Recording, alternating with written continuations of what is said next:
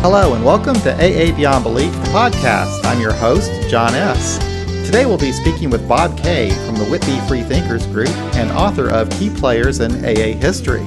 In this episode, we'll discuss AA's past, present, and future, including an interesting account of the Greater Toronto Area Intergroup's disenfranchisement of 3 AA groups and the resulting action before the Ontario Human Rights Tribunal. Hey Bob, thank you for joining us. How you doing? I'm doing fine. How are you? I'm doing wonderful. Been looking forward to talking to you. Yeah, no, I have too. It's we contact all these people via the internet, and sometimes I'm surprised when I hear their voice. It sounds different from what I've framed in my head, and I have a couple of guys in Britain that with John Stewart is one, and Gabe, who wrote the 12 Steps to Serenity thing. I consider myself fairly close to those guys, and I've never met them. Gabe, we did some kind of Skype-ish type of stuff when the Facebook chat. But anyway, it's interesting. I know some of the people I know on the internet I know better than the folks from my home group. Yeah, I'm getting that way too. I spend so much time with Doris and Thomas and Roger. Those 3 people, and they're nowhere near me geographically, but I talk to them probably more than any other AA people there are. But I wanted to thank you, Bob, because when Roger first decided to so-called retire, which he never really did, but when Roger decided not to do his Sunday articles, and he suggested that we start AA Beyond Belief, it was just you were the first person that he had helped me. And so we had all these articles from your book, and you were the only person I knew out there that would figure out what to do with the upcoming article. And I want to thank you for that, because it was kind of a scary time to try to figure out what the hell are we involved with here.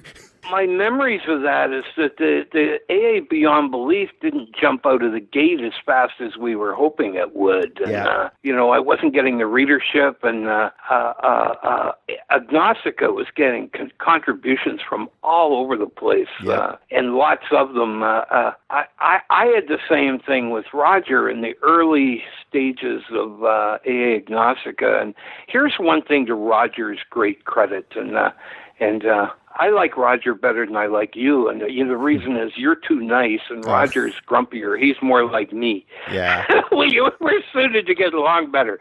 But one great thing to Roger's credit was he could have blogged every week. He could have written something. He's a marvelous writer, and he's opinionated, and he backed off, the humility thing. He backed off and encouraged other people to come aboard. And there were times he used to phone me and say, have you got anything for Sunday? You can put anything together. And, this is 4 or 5 years ago. I didn't have a book. And I've had an interest in writing since I was probably a college student. I was pretty good on the college courses that required essays. And anyway, I had an interest in doing it, never did it.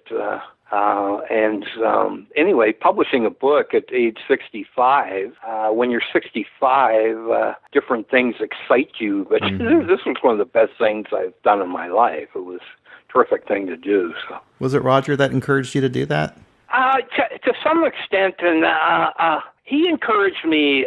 He really was very supportive. He liked my writing style, and he was complimentary. And at that time, he had need for content, much as you did in the early Beyond Belief first few months. And he wasn't getting it from a lot of sources at that time. So anyway, that prompted me to. I would get the essay up on the internet, get some nice comments, and, read it 14 times. And I just liked that whole thing. I'm sure there's an ego element to that. But so I would sit down and research and write another one. And at some point I said, I have a half a book here. Yeah. And I actually had about 40%. And, I was the Agnostica history guy and did various essays on Bill Wilson and some of the minor characters. And, so once I decided to do a book, I really ramped it up. And, I was probably produce the last 60% of the book in maybe 10 weeks. Mm-hmm. The writing business, and some people out there that will be listening to this that have some writing experience, like I get going full tilt. It's insane. And I get a meditation type of benefit when I'm into it. Yeah. Like I'll reach for a sip of coffee and it is ice cold because I've been, mindfulness into the moment for 90 minutes, intent, focused activity, I think they call it. I don't know a great deal about meditation, but a woman in a meeting one time was talking about focused activity, and I just totally related to that. I've heard other musicians talk about a meditative effect from playing the guitar or whatever. Yeah, I've experienced that with writing too, when I really enjoy just the experience and the process of writing and thinking it through and just kind of getting lost in whatever it is I'm trying to communicate. It is kind of a neat experience. Anyway, it's something I like, and I really enjoyed it. And at my age, I'm not chasing girls as much as I used to. So. And that's the truth. Well, it's pretty amazing that you could write this as fresh, because all these people have been written about before, So how did you manage to do that? And did you find anything new when you were doing your research? When I came into AA, and that's 25 years ago, I'm a reader. I'm finding a big percentage of AA members aren't readers, but I was a reader, and I came into AA, and I just, the God stuff was driving me crazy.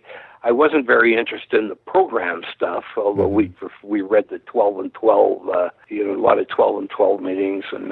But anyway, I read Pass It On. I read Dr. Bob and the Good Oldtimers, like the first month, and I'm going, I love this. The history stuff, I was never much of a history guy, but my thinking was, if I'm going to belong to this organization, I want to know something about it. And I wish there were more books. And there are dozens and dozens and hundreds more books, but they're not on the table at meetings because they're not conference approved. For somebody like me who's become a bit of a AA scholar, it's an embarrassment to me. I did not read Ernie Kurtz's book, Not God, until about 6 years ago because I didn't see it. Yeah. And I wasn't an internet guy at all till about 6 years ago. And, I didn't know all these things were on Amazon. And, I have easily 2 shelves full of books that are related directly to AA, and of course 95% of them are not conference approved because the conference wasn't anyway. The AA wasn't too interested in publishing books not written by Bill Wilson. So. Right? Yeah, it still kind of seems to be that way. Unfortunately, I think. But yeah, I was kind of like that. I like the history too. I remember reading those 2 books, Pass It On and Dr. Bob and the Good Oldtimers, pretty early on. I've always kind of liked history though. So I want to make one point before I forget. And people like you and me who are secularists, AA history is the great friend of the secularist, because when I probe into the details of some of this stuff, the fundamentalist party line jargon isn't confirmed always by the history of the events. I'm a bit of a big book guy. I used to write about the big book for Toronto Intergroup about 10 or 12 years. And anyway, like in the big book, it says, we absolutely agree on the solution. Here's a solution that we absolutely agree upon. Well, that asks me to believe that Dr. Bob and Jim Burwell did exactly the same thing, and they didn't remotely do the same thing. The big book is a compromise. I think I put in my book somewhere, I'm a bit of a political junkie, and I watch these conventions where there's 7 candidates, and we have them in Canada where they'll go from 7 candidates, and they have all this voting, and the lead guy gets 21%, and the bottom 2 drop out, and it goes down through this process, and at the end they have a final vote to unanimously endorse the candidate that 21% of people were in favor of. They did the same thing in the big book. I'm sure the Christians were not delighted with God as we understood him, I'm sure Dr. Bob and the Troops didn't like that. And here's I'm a book junkie now. I got a biography of Bill Wilson that I didn't own. I saw it online. I own every one that I ever see. I've got to buy it and have it. Anyway, I got a new one the other day, so I'm pretty up on Bill Wilson. And Bill Wilson was a visionary. He moved AA, probably not enough for me, but he moved it somewhat away from the religious roots. And there are big buck thumpers in my area who are God. But if AA was Christian, they'd probably be somewhere else. Like a lot of the God people in AA aren't Christian at all, other than they love the Lord's Prayer. When Bill started out, because he had that experience in Towns Hospital. So was he like a true believer in the beginning, and then he evolved over time, or was he never really? Well, anyway, we are left to theorize. To some extent. I mean, the religious thing is a private matter. Right. I have some very knowledgeable people that refer to Bill Wilson as an agnostic, even in sobriety.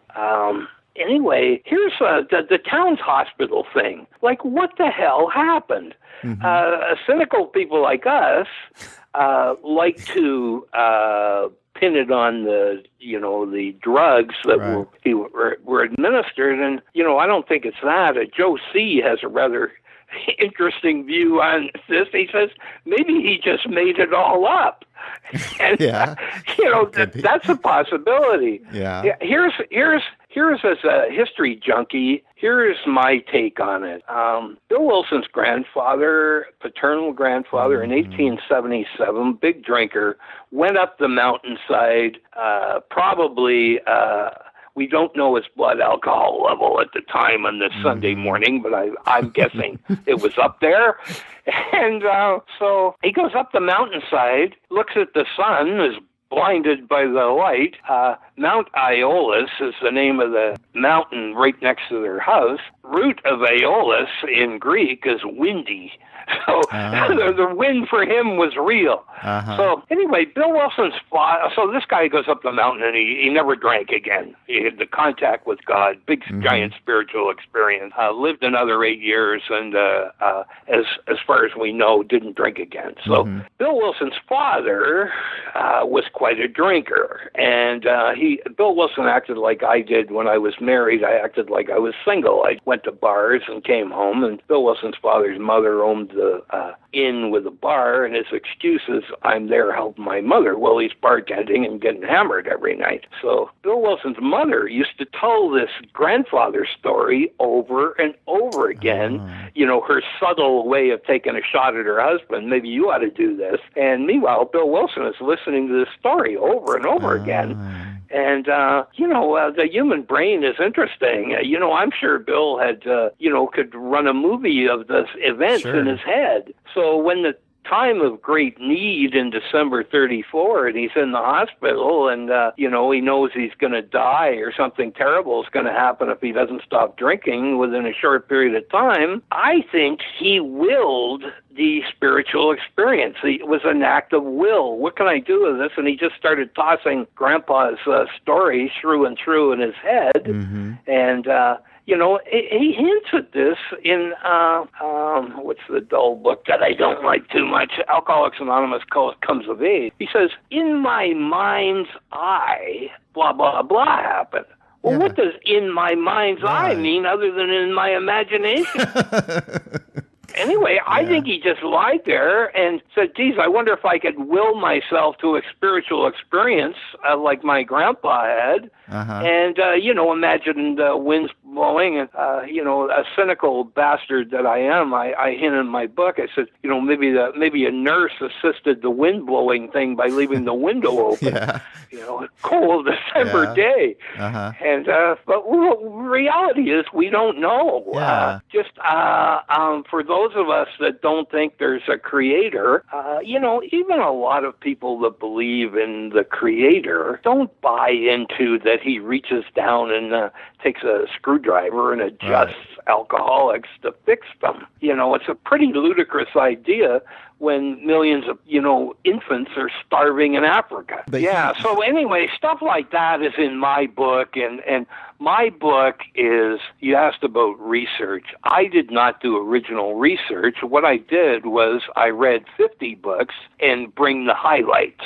So I would read a book on Clarence Snyder that not too many people would be interested in reading 300 pages about, and I bring a 6-page essay. Here's the highlights of Clarence Snyder. I did the same thing with Carl Jung. I read his autobiography and some other stuff. And I think it worked well because the way you tied in the Bill Wilson's grandfather's story to his experience at Towns Hospital, I've never read that tie-in anywhere else before. Yeah, well, it's just like something I observed. I mean, a fundamentalist isn't going to see that. No. God came to his room. Not that many people. The grandfather stories and pass it on, but it's in a little more detail in some of the biographies, I think. And I don't think maybe somewhere some biographer probably related to that before, but I don't know. Maybe that's an original idea in my part. But I didn't go like the archives guy and dig through files of letters. Mm-hmm. I was kind of like Reader's Digest. I went and brought the short version of different people, and Frank Buckman, who started the Oxford group. I don't know a lot of people that want to read 400 pages on Frank Buckman. Yeah. And I plotted my way through that, and I brought something about his childhood. Frank Buckman is interesting. His father was a liquor distributor. I didn't know that.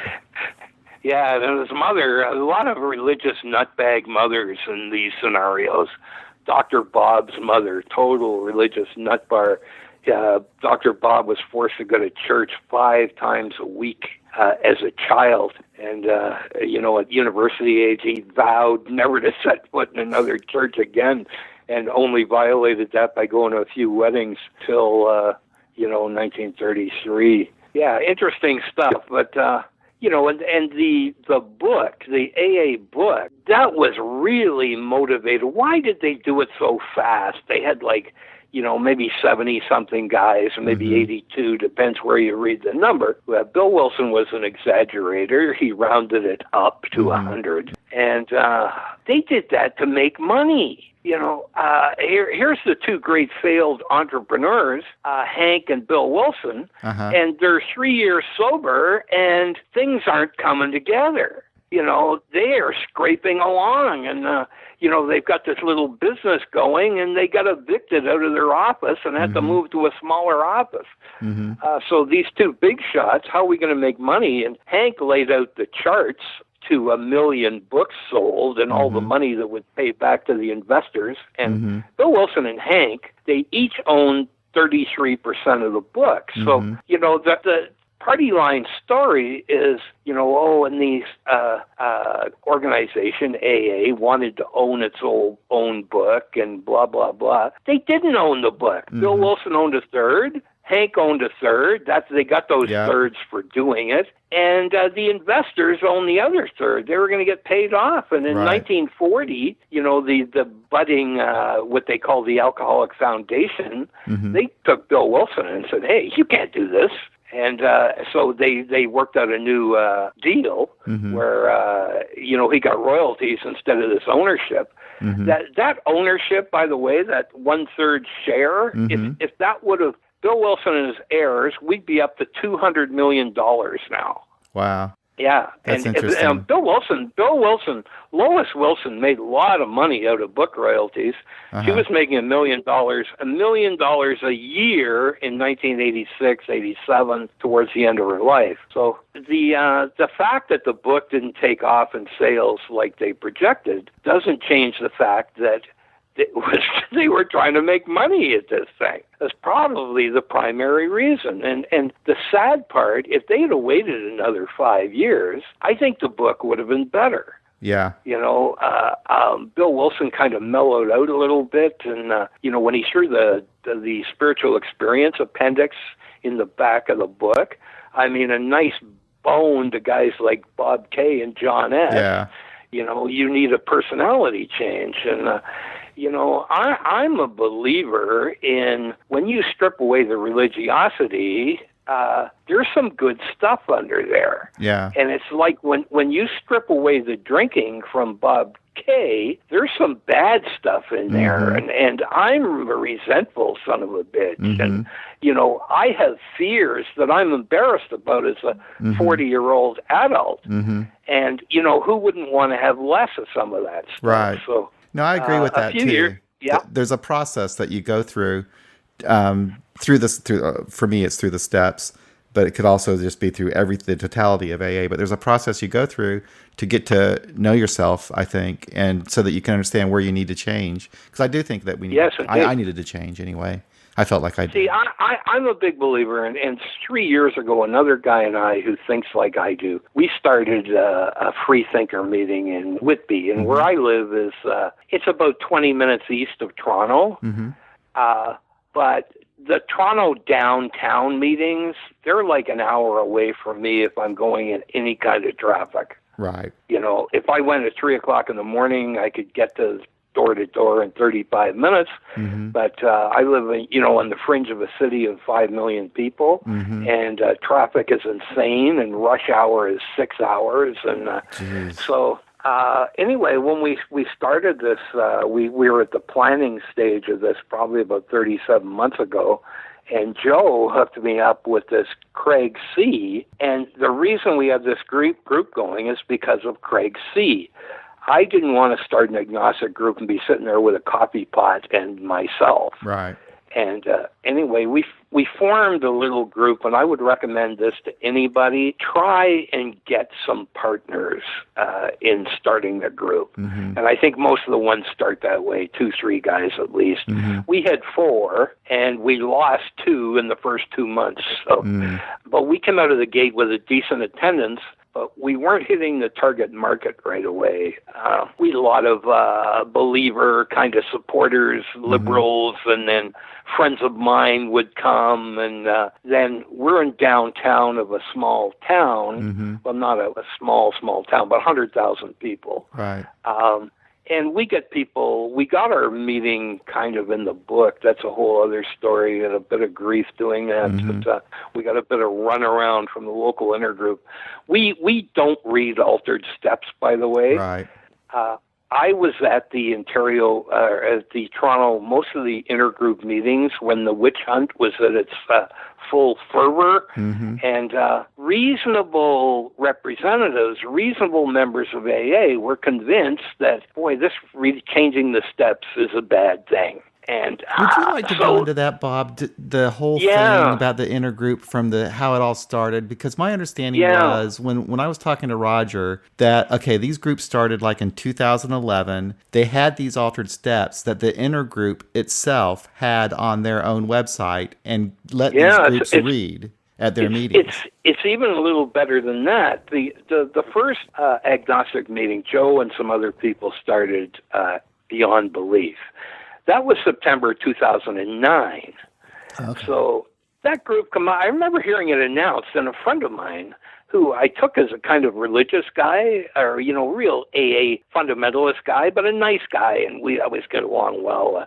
Too many of us are, we bristle at the, religiosity, and we stop ourselves from making friendships with some otherwise nice people. And I've been lucky I didn't really do that. So anyway, 2009, the first group comes up, and Larry's group, We Agnostics, was started a short time later. Okay. So they had these 2 groups going, and you can put up a page for your group and connect a link off the Toronto Intergroup website. Okay. So these groups had a link off the Toronto Intergroup website, and they had the agnostic, one of the agnostic versions of the 12 steps up on the website, and Toronto Intergroup would link you off to that, and that ran fine for about 20 months. I see. Okay.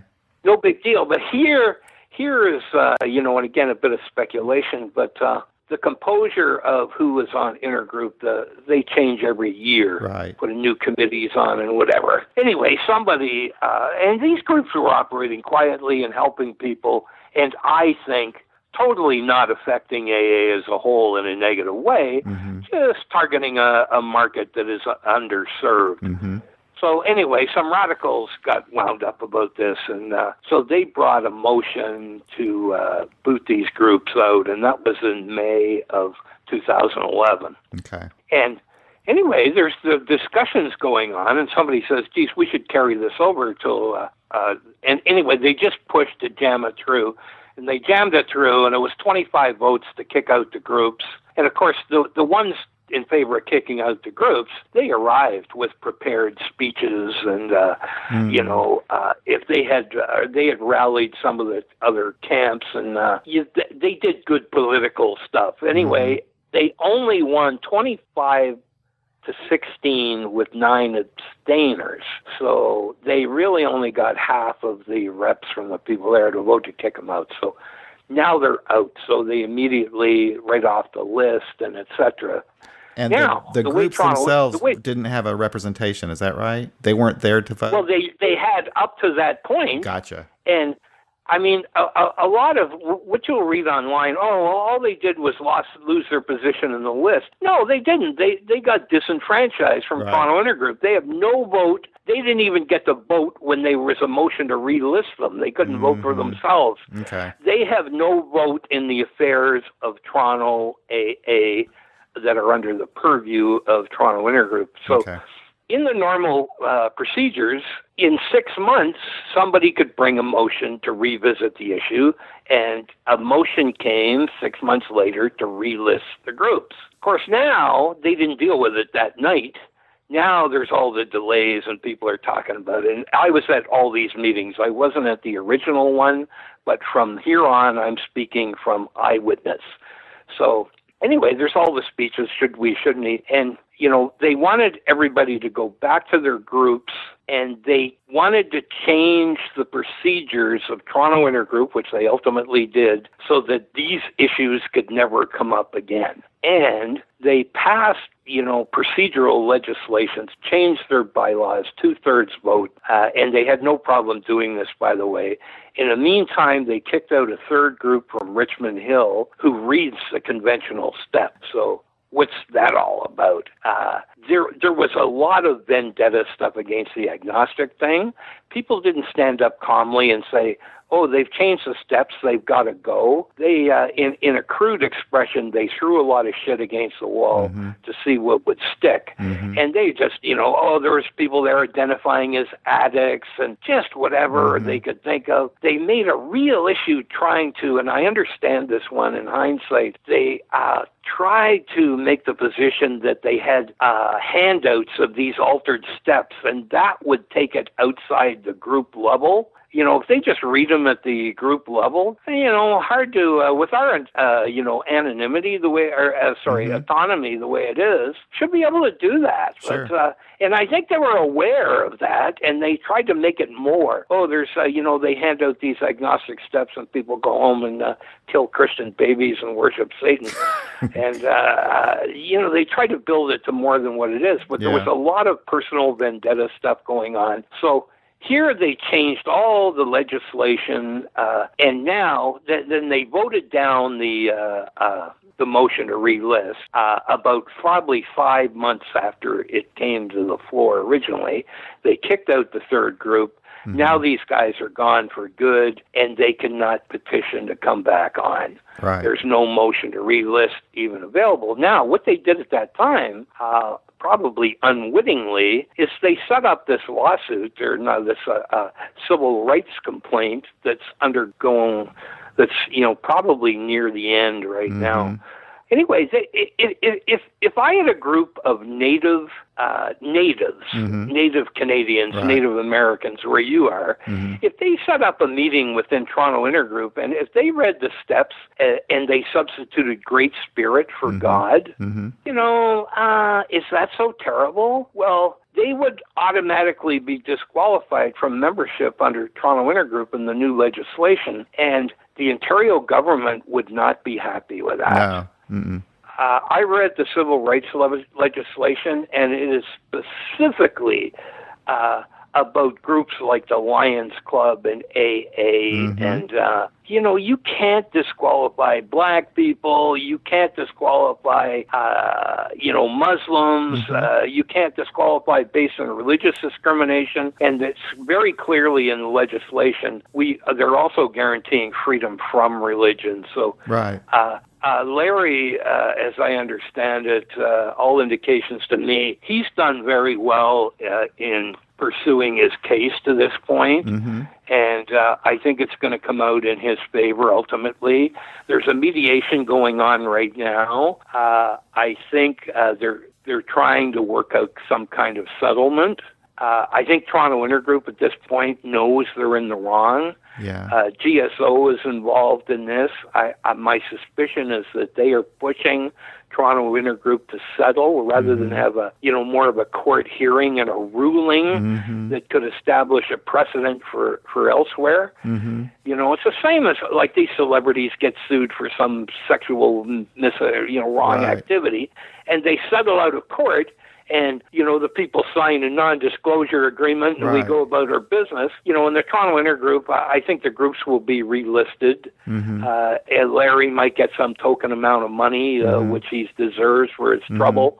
And I'd like to see, just for the punitive effect, I'd like to see it. Toronto Intergroup, by the way, and I was at the meeting on the 29th of November. We were hoping there would be an announcement about, a resolution of this suit. And anyway, they have $264,000 in the reserve fund, which is a lot of money, even for a big city AA. That's what I was thinking. I mean, we only have 80 groups that participate. Okay. It's not, hundreds and hundreds of groups. Okay. There are hundreds and hundreds of groups, but most of them don't bother with Toronto Intergroup. True. Toronto Intergroup doesn't, Toronto Intergroup has they kicked out the first gay group.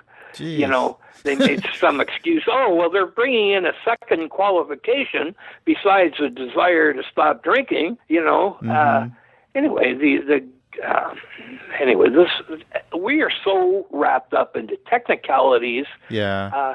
The gay group becomes gay friendly, and now there's not a problem. But there was a problem because it was an anti-gay sentiment 40 years ago. That's why they got kicked out. Right. I have a parent who was of that generation, World War II guy, and came to AA in 1961. That's my late father.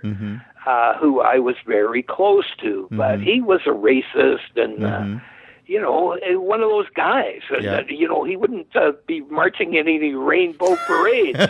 It's just, and to his defense, my father would be 92 years old right now if he was alive.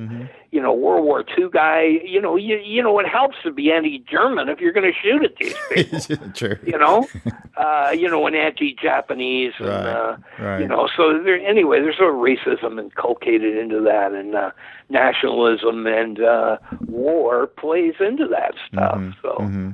So I have some sympathy in that department. But, so Toronto Intergroup. Yeah, I was going to ask you about this when they filed the complaint with the Ontario Human Rights Tribunal, the Intergroup, as their defense, their initial defense, was that the groups must believe in God and practice the AA steps. Yes. Okay, now that's not their defense now. But what's going on with that?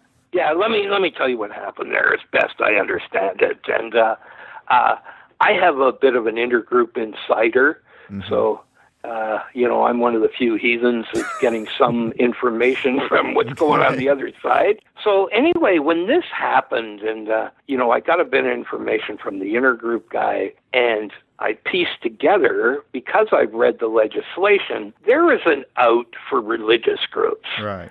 I can't go into the Catholic Church as a Muslim and say, hey, you son of a bitch, let's call him Allah. Here's a branch in the Muslim neighborhood, and we want to come to Catholic Church, but we want to dump Jesus and substitute Allah. Well, of course, in the legislation, religious groups are exempt. So, anyway, AA has been protesting to me for 25 years ago that we're spiritual, we're not religious, which Larry brought up, but I think it was AA had attorneys, and they've changed attorneys. Toronto Intergroup has changed attorneys, as I understand it. Their first attorneys, they saw this out. Right. If they read the AA Big Book, they'd say, well, this is a religion. So, I mean, we're always trying to, get the best of what we want out of a deal. Yeah. We're not religious, even though our book is totally religious. And people misunderstand the term religion. Right. They think religion means the church at the corner. Religion, in a broader sense, is all the God stuff that's in AA. That's religious stuff. Concerned with how did the universe start? Is there a friendly being that looks over us? That's all religion, But people say, oh, I'm not a Baptist. I don't go to church, so I'm not religious. Well, I belong to two religious organizations in my life, John. Mm-hmm. The first one was the Catholic Church, and the second one was AA. Yeah, I agree with that. So, it's at number two at worst. So anyway, so the lawyers use this defense, and I talked to Larry, and I think this was some kind of Skype-y conference call. I don't know whether it was video or not, but anyway, there were New York people represented with their attorneys. There's Larry, who's represented himself, by the way, totally kicking ass with no attorneys. I know. And I used to think he was a lawyer, but he's not. He's not even an attorney himself. No, he's not. And smart guy, and stubborn as a pit bull. And that's what's, the persistence of this stuff. And, I have to salute this guy for one thing specifically. This was a very courageous act. Yeah, it was. If Larry ends up with $10,000 out of this deal, that's going to pay him $4 an hour. Yeah. He's not doing this for the money. No. He's doing this for the people yet to come, and for the principals, and maybe on the negative side is a bit of resentment against Toronto Intergroup for other reasons too. But so the lawyers, this came to the papers in February. People are just hearing about this. It's been going on for a year and a half. And if you and I file a complaint tomorrow to the Human Rights Commission, 4 months from now, we end up in front of somebody, an adjudicator, and, okay, make your case. And maybe I filed, like lawyers do, a written presentation, and the other side files a response. Anyway, they look at all this stuff, and 90% plus of cases are blown away right in the early going. And Larry's case was determined to have merit to move on. That was already put him in the minority of cases. Most of the groups that move on, there's a settlement in favor of the complainant, whether it goes to a tribunal, which is kind of like a trial, or whether there's a settlement. And the Human Rights Commission hopes both sides will get together and come to a compromise. This is why one of the reasons the process moves so slow. Anyway, since in February is when the lawyers came and said, we're going for the belief in God is a fundamental requirement being an AA member. Well, a lot of fundamentalist AA members are still shaking their head over that one. Yeah. Right? Because they're making this spiritual pitch and God can be whatever you want it to be, etc. So anyway, they overshot the boundaries there. And I think according to Larry, the GSO lawyers just went silent, like they were in a state of shock. Oh, I bet. So it's like the lawyers for the Intergroup didn't really understand AA or what AA purports itself to be. I think what they did was, and here's this, you have to slap this on the AA Intergroup Committee, and I have some sympathy for this. The current committee, there is not one member on the current committee that was on the committees in 2011 and 12. So this has dropped into their lap. This is dominating their term of office. And these people are mostly good people. They're there to help and work on some committees and, supply literature to here and go into jails and organize all that stuff. So they're there to do that. And instead, they're dealing with this case from years ago. So anyway, here's what I'm thinking. And Toronto Intergroup is cheap. They didn't sit down enough with the lawyers and say this, this, and this. I think the lawyers, they read the AA literature, they read the complaint, and they read the legislation, and they said, oh, here's our out. Right. And then instead of saying, we're going to do this and have some big consultation, I think they told the Intergroup guys, we're going to get you off this. Okay. We're going to because my Intergroup insider, they did not take this seriously early.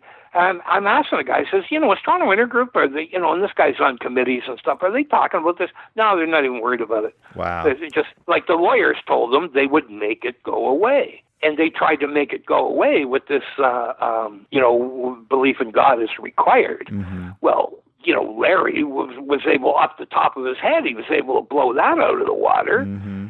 And so then once the adjudicator said, this was in February, they made the decision that Larry's case had merit to go to tribunal. And now there was a big splash in the Toronto Sun newspaper, second biggest newspaper in the city, probably the third biggest in the country. And there was an article pretty, mystified that AA is taking this position, and mystified that, why should somebody have to believe in God in order to get sober? Mm-hmm. And, mystified that people who don't believe in God are sent on their way to drink themselves to death. Mm-hmm. That's certainly not AA's purpose, as, I understand it. So, so anyway, then they give them all this time, and according to Larry, Toronto Intergroup has just been pushing for delay. And, all this negotiating time, that was a period where they could have privately negotiated. Right. From February to this November hearing, the November 18th thing was the start of mediation. Well, and I think that got delayed from an earlier date. But so Toronto Intergroup has just kind of been pushing it off, and I don't know whether it's the committee guys. Just this may fall into the next committee. I think. Wow. I think in January a new set of people takes over. Yeah. But anyway, they spent $28,000 on legal fees, and they're not getting much for their money. No. And this is they changed their defense, though, didn't they? They changed it from the you must believe in God. Then they didn't. Well, go ahead. What's happened? That defense got rejected. So the adjudicators, they listened to that.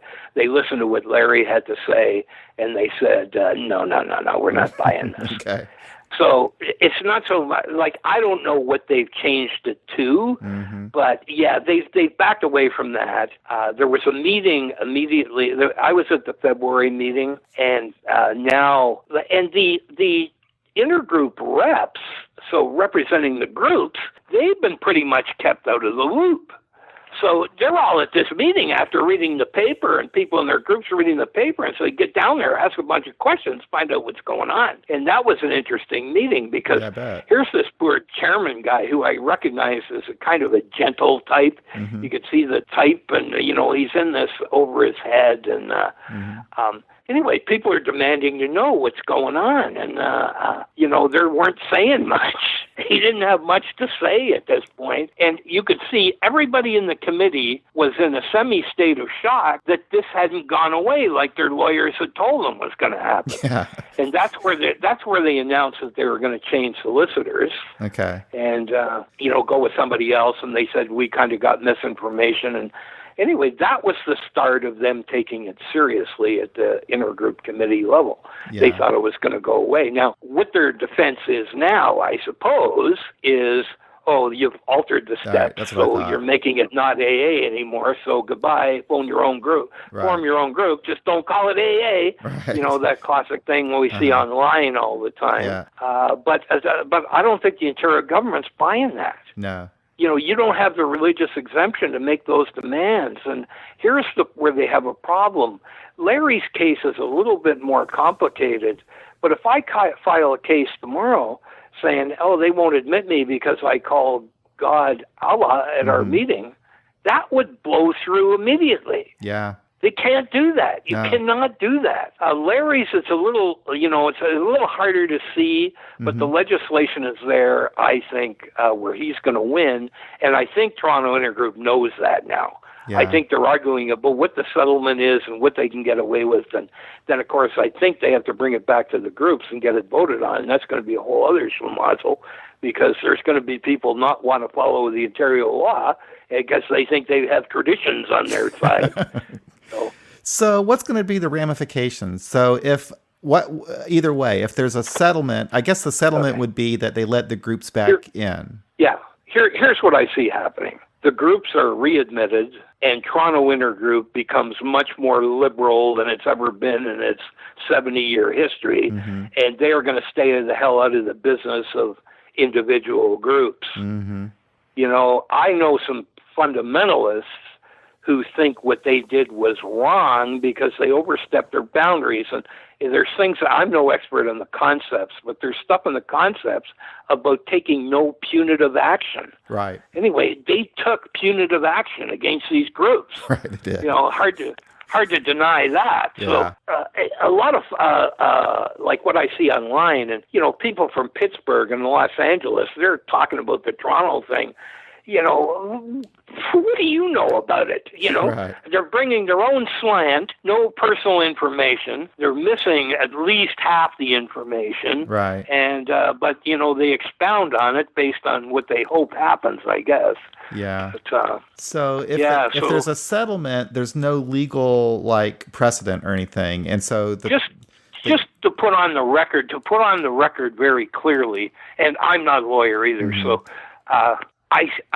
this case was filed by Larry as an individual. This is not filed by a group. Right. I am probably, and you know, a stupid thing like I'm one of the cool. I'm at the cool table of the mental asylum. I am one of the foremost Toronto area heathens. You know, like I'm in the loop with what's going on. Right. I wasn't consulted about, we're thinking of filing a lawsuit, whatever. Right. Larry went and did that. Now, if he talked to a couple of people, I wasn't one of them. But the suit, people think, oh, well, the group sued AA. Well, no, that's not exactly what happened. Larry, as an individual, filed this, and he's been taking all the action, and I'm on the fringe guessing and, you know, hear little tiny bits here and there. Right. But I was at the intergroup meetings.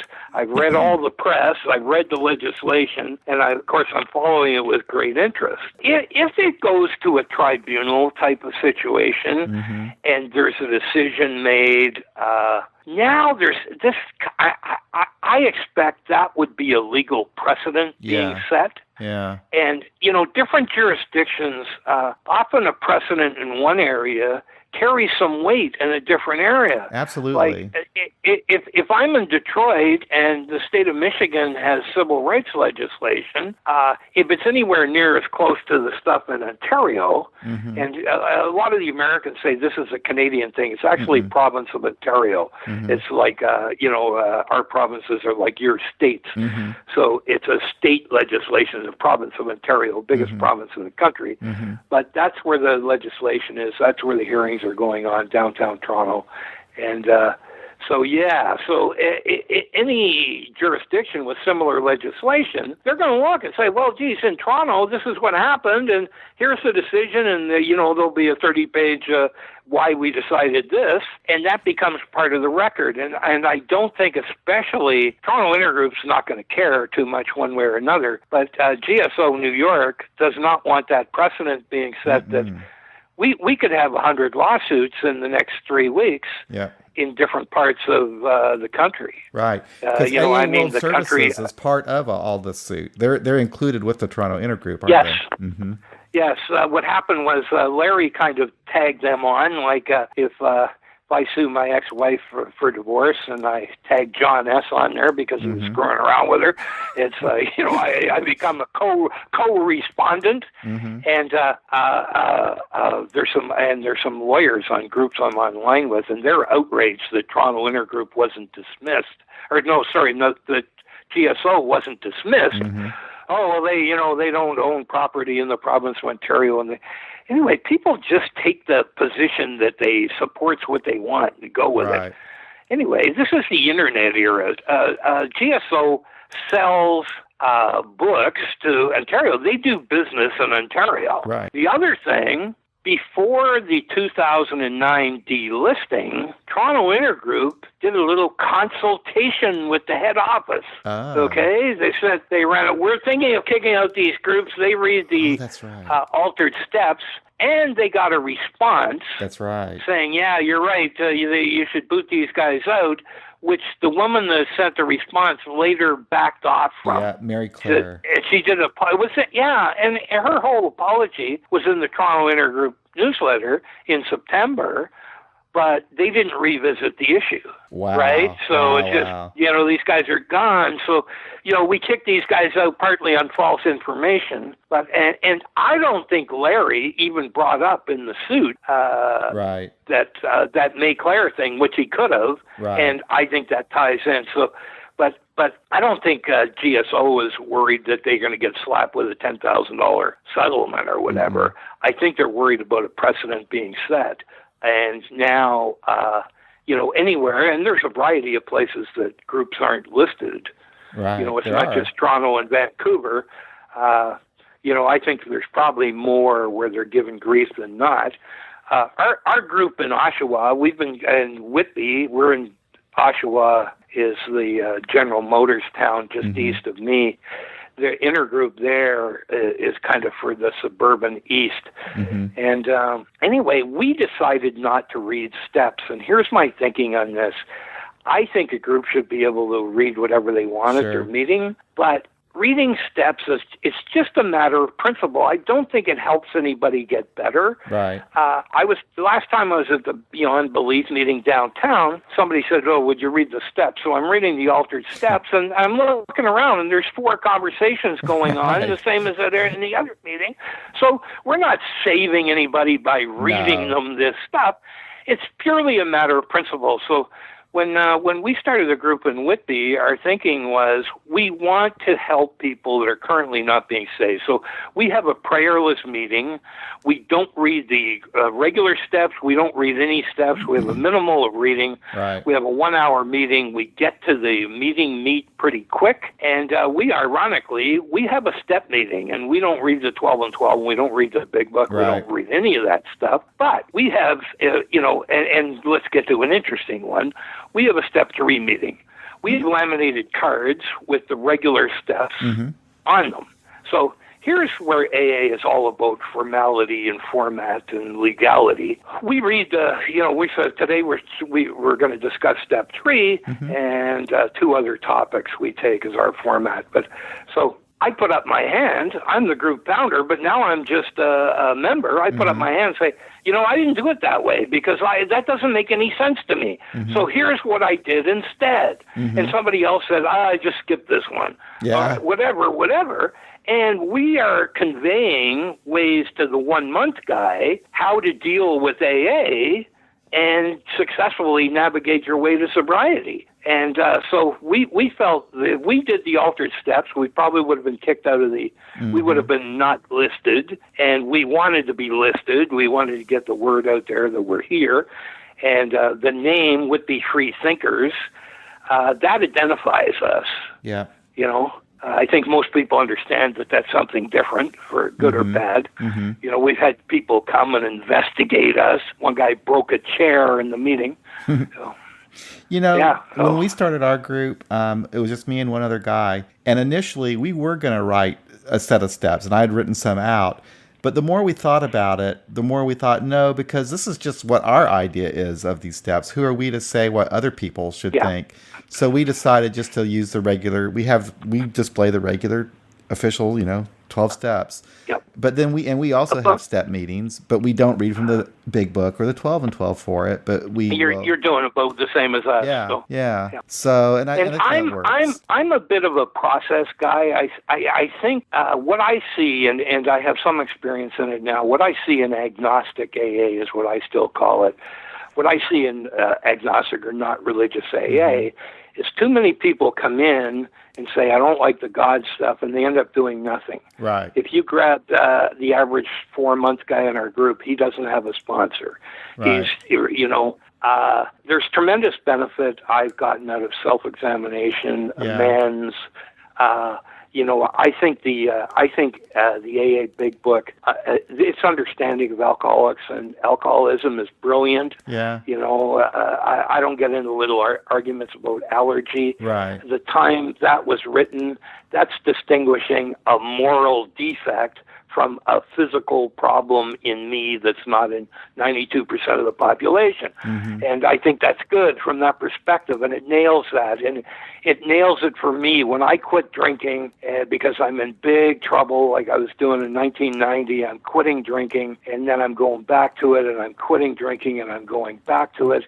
And the cycle of that, in the doctor's opinion, is brilliant. Yeah. Because once I've been sober for 3 weeks, I've just had all the sobriety I can stand, and so I go back to drinking, and that's what alcoholics are like. Yeah. And I believe that 100% and to the core, and that describes me. And if I don't engage in some kind of process, and maybe it's refuge recovery for some people in the modern world. When you and I came in, there weren't a zillion choices, and there weren't agnostic meetings in our area, and I'm hearing about smart recovery for years. I'm in a city of 5 million people.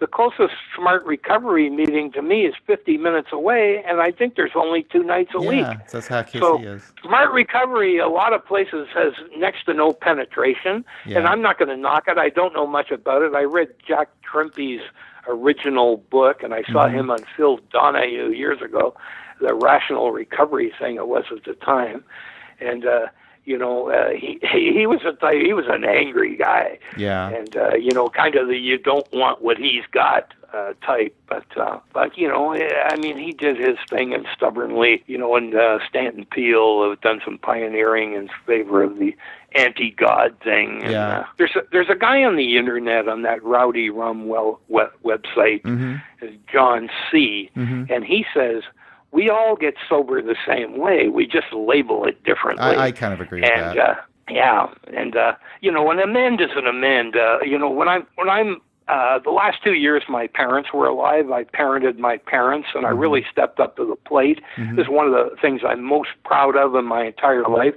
more than the book, probably.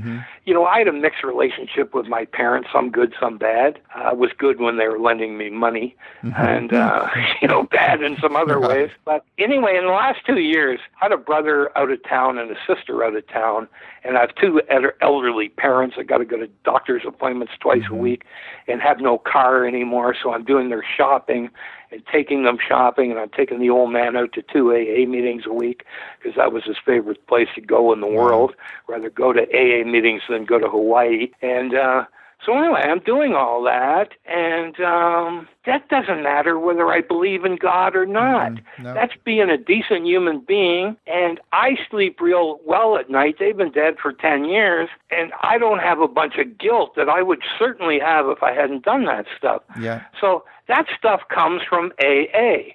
Yeah. I am not an amend-making guy as my default position. Right. I am not a do-the-right thing guy as my default position. Yeah. I am do what's best for Bobby, and,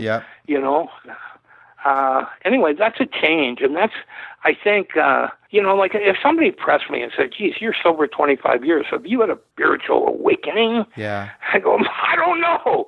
I don't know. By that label, some days I would say no. Other days, I've had a personality change. There you go, yeah. That's undeniable. And is it sufficient to overcome drinking? Well, I haven't had a drink for a long time, and I don't think about it very much. Right. That temptation thing is gone. I'm trying to lose some weight right now. I'm thinking of cheesecake right now, John. So, when you want it and you're just keeping away from it, that's hard. Right. That's hard. So, I am not an AA hater. No. I even today, I belong to a conventional group, and we set this, and we might change this, but the meeting we started in Whitby, we set up as a meeting. If you know the difference, there's no members, and it's a service meeting. There's a couple of benefits to that. One thing, we can't get a bunch of fundamentalists come in, join the group, and make a motion to change the group and pass it because they got 12 new votes. Craig and I have total control, Gotcha. So that's when's the next committee meeting? But I don't think we're having one. So Craig was in a group and here's his background. Very nice guy, this Craig guy, about 16 years sober. Totally different story from me. I was an atheist in day one, arriving in AA, and I wasn't shy about telling people. Craig came in, and he did everything they told us. A little more like your story, I think. Did everything in the conventional thing. Like, people said to me, pray. I said, what else have you got? And, but Craig did the prayer, the whatever. And just after like 12, 13 years, he's solid in his sobriety, but he knows he's masquerading this thing that he never really believed in. And he decided to be more authentic. Right. And, so that was his interest. Anyway, he was at a group near Oshawa, and they passed a motion to get rid of the Lord's Prayer, which is very, very rare in this area. Every group ends with the Lord's Prayer, it seems to me. That's the nature of, AA is very regional. If it goes one way, that whole region tends to go that way. So anyway, they pass a motion anyway, and here's, I'm sure, they wrap themselves in cloaks of the end justifying the means. But 15 people went and joined that group, brought up the motion the next month, reversed the decision, put the Lord's Prayer back in. Half the people quit the group, and anyway, there's a type of manipulation, and Toronto Intergroup, when they had the motion to relist those groups, they did something similar. I was walking from the parking lot to the Intergroup meeting, and there were 4 guys got out of a van, and I'm walking 20 feet behind these guys, and I could hear the conversation. 3 of those guys, they were representing groups within the geographical region of Toronto, but they weren't participating in Toronto Intergroup and hadn't for years. But they came here to vote against the anti-God people. Yeah. So, there's the morality of the good side. They politicized and rigged, and as it turned out, they didn't need to rig it, and I don't know how much of that there was, but I saw 3 guys that shouldn't have been there, and I can tell you what side they voted on. But, they rigged it, and, where's the morality in that? Right. Did God tell you to do that? Maybe. Well, it's going to be real interesting to see how all this plays out, and hopefully it'll be a settlement. I think there'll be some change in AA overall, probably for the better. Considering I have a couple of book projects going, one I was considering it would be a great book, The Man Who Changed AA. And that's, it's a Larry story and all the build-up to all this. I think this has effects beyond Toronto. Yeah. Now, even when they settle, and GSO is not going to encourage any intergroups to delist groups. Right. I think they're going to discourage, and they're not in charge, so they're going to do that in a subtle way. Right. But I think they are going to discharge. Anybody that contacts GSO asking for advice is going to be told, you're very unwise to delist any groups, no matter what they're doing. Absolutely. And that's a positive change for AA. I mean, we're supposed to be inclusive. Yeah. What does all this? Choose the God of your own understanding. Oh, but don't say it out loud. Right. What's that all about? Yeah. So, talking about, just to wind up things up, what do you have you're working on right now for a new book? What are you doing? Well, just quickly, and it's a good thing we burned up all the time, because I have starting one that I think is fascinating, and it's going to be a historical fiction regarding Bill Wilson. Yeah. And I have and I just can't tell you great details about this because I think it's a genius idea. Okay. And I don't want to talk about it a great deal till I have it just about done. Yeah. Because somebody could hear this and say, "Oh, geez, I could do exactly. Anyway, I have a way the whole thing starts that is very interesting. Okay. But it would get into stuff like Bill Wilson giving us his slant on what happened in town. I would love that. I would love to read that. Yeah. So. It'd be interesting, and then maybe, I don't know how far deep I'm going into the sex thing, but I guarantee you Bill Wilson had a bunch of girlfriends. Oh, yeah. That was his lifetime pattern through the whole time of his life. And anyway, there'll be some confessional aspect of that. And you have another book coming out. Anyway, that's interesting. I have another thing that's in total stall. Last fall, right about this time, I was doing a book, and it was just cranking. It's about like addiction treatment pre-AA. Oh, yeah. And the name of that book tentatively is The Road to Prohibition, The Road to AA. Uh-huh. And I have two pathways running, all the temperance stuff that led up to Prohibition, 4 chapters on temperance, Carry Nation. There were a bunch of groups like the Washingtonians. We think that's unique. We just heard about that, the Washingtonians. There were dozens of those groups and local ones, and some of them, and they all had success. AA didn't open the door to success in treating alcoholics. They opened the door to keep it going for a while. And what happened with these other groups, the main character would die and the group would die off, or they would get in some political controversy. And, the longer I'm around this thing and the more I know about history, AA's Bill Wilson's biggest contribution may be the 12 traditions more than the steps. I don't think the steps are that important, and don't shoot me for this. Fundamentalist folks, but I don't think the specifics of the steps are very important. But I have to be doing something, Refuge recovery, which I don't know a great deal about, is going to work for a bunch of people. They don't have any steps, but they have some kind of process. I need to be doing something to counteract this disease or malady, whatever it is. And so that's good. So anyway, I have stuff like that in the go, and I set that project aside last fall to take a break for Christmas and have done hardly anything on it since.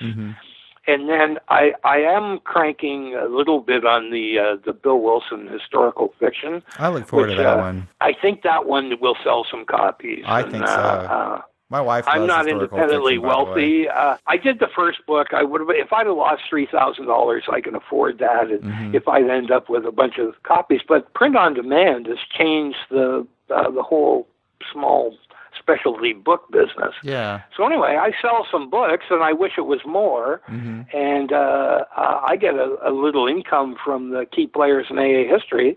That's like an annuity. Amazon sells copies every month. That's great. And we probably sold more in 2016 than I did in 2015. That's great. So unlike a novel that comes into the stores, has its 2-month run, and then dies off a bit, anyway, it's just steadily, it's there, and people come across it, this looks interesting.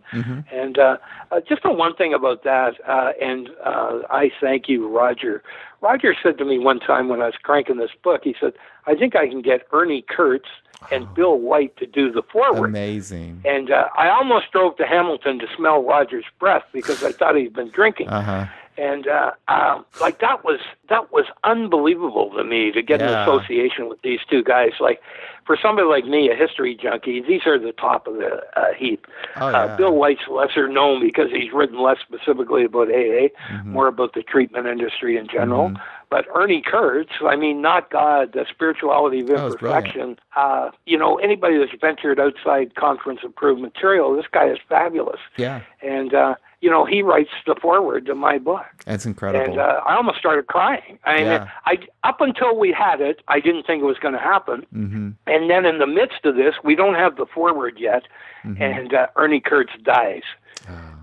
He was very, very sick, and they were covering that up and not talking about that. And him and Bill White were scrambling to get his legacy put together in the sense of not his personal legacy, but material they wanted here and there. Anyway, the day after Ernie Kurtz died, we got forward and from Bill White, and this is the type of person Bill White is. I wish I was like him as a human being. He sends over this forward and he says, Ernie's read your book, and this stuff in here is my thoughts and his, even though he's not here to sign off on it. I think he'd be fine with it. And so we got this forward. The first thing I'm thinking is kind of brief. Now I'm thinking, brevity is good. I'm more likely to read a 1-page forward than I am a 4-page forward. True. And anyway, there's some great stuff in there about storytelling. And anyway, that ties me to these guys, which didn't have the effect on book sales that I hoped it might. Yeah. But anyway, it's just when this whole book thing has been a fabulous experience for me. I wish I would have ventured into the writing thing years ago. I have some level of skill at it. I'm not you're real good at it. Leo Very good. I'm not Leo Tolstoy, but I can go get the sources, make notes, and bring together a cohesive essay. 35% of my books is quotations. Yeah. So I just bring you what other people have said. So well, I sure I think respect it's the a good skill book. involved with it. I tell you what, I really do. Getting more involved with AA Beyond Belief, I respect it more and more all the time. How people can put these things together. It's incredible. So the podcasts anyway, are I easy. think sometimes you're a bit like me. We're maybe reluctant to recognize our own skills. Like Roger said to me one time, he says, "Oh, you're a better writer than I am." I'm going, "Are you crazy? You're fabulous." And he is. He's way better than me. But that he would even say that, he was being gracious, but it wasn't totally gracious, like I'm leaning down to give you a compliment. Mm-hmm. He meant you're a very good writer, and certainly the equal of him. And as he was saying it genuinely, and I'm not, but what a nice thing to hear. And I think in a small way, I'm getting to the age now. You start thinking, get your affairs together, and this is something I'm leaving behind. I think it's a tiny contribution to AA in a way, and and to people interested in AA history. And I wish more people were to a greater degree. I think it's getting more popular, though, Bob. There are actually groups in Missouri who have AA history meetings. So I think it's getting more popular. I was approached at one point about putting together a history presentation and taking it around to groups. So at their speaker meeting instead, here's Bob Kagan to tell us about history. But I thought it'd be a bit self-serving with me there with my stack of 30 books for sale, and it just is a bit not AA-ish. Anyway, I wasn't unhappy when we didn't pursue that. But I have a brother who's an executive and very well-off guy getting ready to retire and won't have to sell his $4 million house to do that. And anyway, he's a financial guy, an accountant.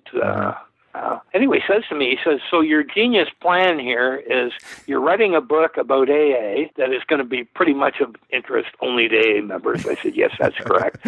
And now, from what you've told me, that book will not be sold at AA meetings. Yes, that's correct. So, it's less than a genius plan. So, but there's the conference approved thing. I mean, my book, if I really pursued it, I could probably get for sale at a couple of groups.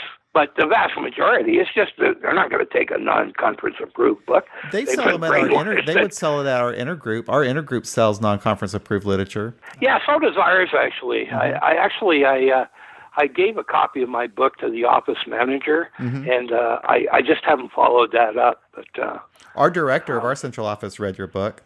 When I first met her, she was in the process of reading it. Oh, good. Yeah, she should stock it. Yeah. Anyway, it's been read on different continents and sold in different countries, and I got some consolation. Like I've sold 600 or 700 books to this point. And that's not very many in the book business. But Ernie Kurtz's Not God book astonished me. I read 35 years after he had written it, they had sold 65,000 copies, so less than 2,000 a year. Wow. So, that was a real shocker to me, and it put it in perspective. So, I'm selling 400 a year. I'm good with that in comparison to Ernie Kurtz. So, now, and I have not done one iota of advertising, or the only promotion I did was, when the book first came out, I probably sold 100 locally, but, I've given away 100 too, and I'm pretty open about being an AA member. I have a little golf business, and I gave books to clients of mine, and almost everyone, oh, my brother's an AA, my next door neighbor's an AA. Yeah. So, there's some knowledge of certainly of our organization, and, I hope we move forward to where we just have a bigger tent and there's room for, the whole secular thing is growing. It's really growing. And AA is not growing. Right. The old answer, if it ain't broke, don't fix it. AA is broke at some level. Yeah. We have the same membership numbers as 25 years ago. If I was the CEO of AA Corporation, I would be fired. Yeah. The population's gone up 30%. We're holding even. That means we're going backwards. Right. So anyway, the secular thing is going to bring in a lot of people that wouldn't otherwise have come. And, you and I and all the others, we're engaged in a noble mission here. I think so. Yeah, I do too. I get some pleasure out of that. I did a lot of bad stuff for a lot of years, and it's nice to be doing some to good give stuff. Something back, absolutely. Yeah. Well, Bob, I sure did enjoy this conversation. I thank you so much for agreeing to do this. We went crazy long here. It's okay. I'll post this on Wednesday, this coming Wednesday. So that's awesome. Yeah. Anyway, I'm gonna be sending out notices to come and watch it. So maybe we'll get more, or come and listen to it. Maybe we'll get more than the normal.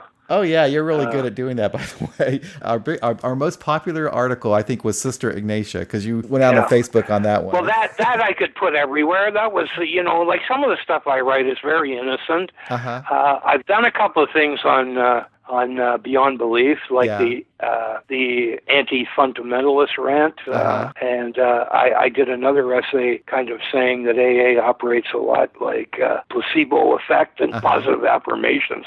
Right. And boy, there were some people pissed about that. Yeah. One guy said, "I'll never look at you the same way. What's happened to you? You've changed." Yeah. So, all right. Anyway, it's been my pleasure, and thanks for having me on here, and thanks for setting up the website that is continuing what Roger started and almost retired from. Yeah. He's getting pretty active for a retired guy. I know. Anyway, Roger's an activist, and I love Roger, and I was crushed when he told me he was going to shut down the Agnostica thing. And I'm glad he hasn't completely. I'm glad that he's doing his thing. And he's doing a history of, he's working on a book, helping someone with a book about the history of AA in Canada. Right. And that will be really interesting to see that come out. Yeah. So, yeah. I know with him. Yeah, probably. Really that could be a dozen seller. Oh, I don't know. A dozen seller. All right, Bob. Well, you have a good day. I'll talk to you. Okay. All right. Bye-bye. Yeah, thanks very much. Well, that's it for another episode of AA Beyond Belief, the podcast. I hope you enjoyed it. We'll be back next week with Willow F. from Seattle, Washington. Until then, you all take care and be well.